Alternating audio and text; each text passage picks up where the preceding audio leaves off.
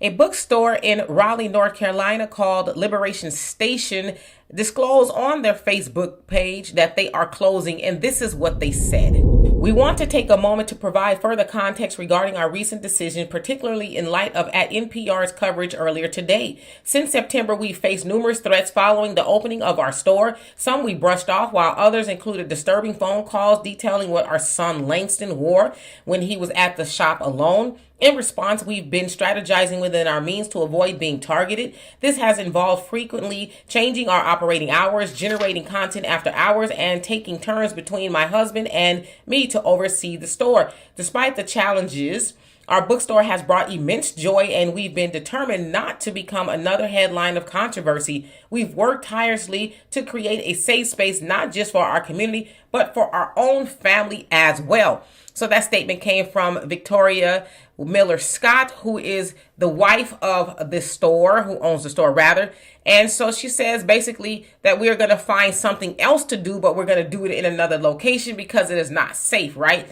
Now, Charlamagne the guy from the Breakfast Club, he picked up the story and he talked about it. But within that story, he said this. But if we had an organization, in the hood that could hold them down. So basically, he said we need an organization to protect the hood, right? But New Era Detroit, which is founded by Zeke, they had this message to say. Check it out.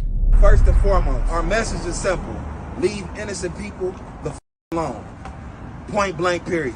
That's the reason that we out here, to protect innocent people and give people who just trying to go about their day-to-day life a sense of safety and security as they move around their city, in which they pay taxes for. People should feel safe in their environment. So they basically said, we protect people. We want them to live in peace. And they do that. Now, if you have followed New Era Detroit, you have seen them do a lot of work in the community. And it's not just to protect our people from them folks, but it's also to protect our people from our folks. Now, this is what they said on their page in regards to what Charlamagne said. If this is a true story about what's going on with this family in Raleigh, North Carolina, our question is, where are the men? Where is the community? Ain't no way in hell in 2024 that we as a people should be allowing no trash like this to happen to any of our people. We wouldn't allow anything such to take place in Detroit, and it should not be happening anywhere else where we have able-bodied black men. The demographic breakdown in Raleigh, North Carolina: white 55.45%, black or African American 28.14%, two or more other races 6.86%, other races 4.65%, and then it goes on from there. Now they also go on to say ain't no way within that 28% black population that this should have been brought to an organization and this problem wasn't immediately rectified.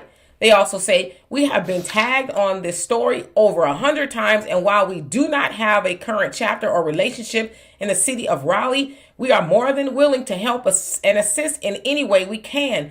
But at the end of the day, black men got to step up and do more to hold down our ish, point blank, period. And so Zeke and the organization of New Era Detroit, they're calling on black men in Raleigh and other communities to step up and protect our businesses and our people. And he's absolutely right. Now, again, he as a black man is calling on black men to step up and say, hey, we are going to show solidarity that we are here, right? Not, doing the most, but hey, y'all not going to threaten them without having to deal with us.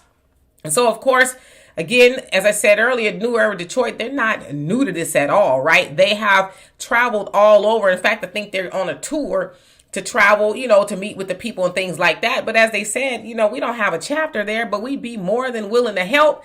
Basically, if a group of black men want to get together, and not if, it should be like, right now, right?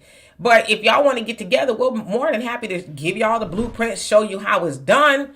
But yeah, he's absolutely right.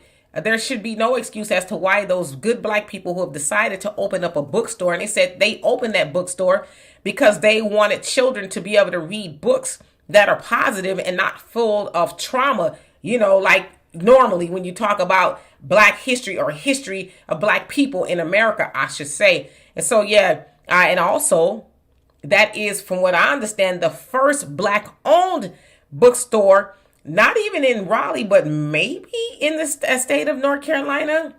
So yeah, that should still be there. But the other thing is, when they leave and open up something else, are they going to be protected? And it's probably them folks that's doing it, but are they going to be protected?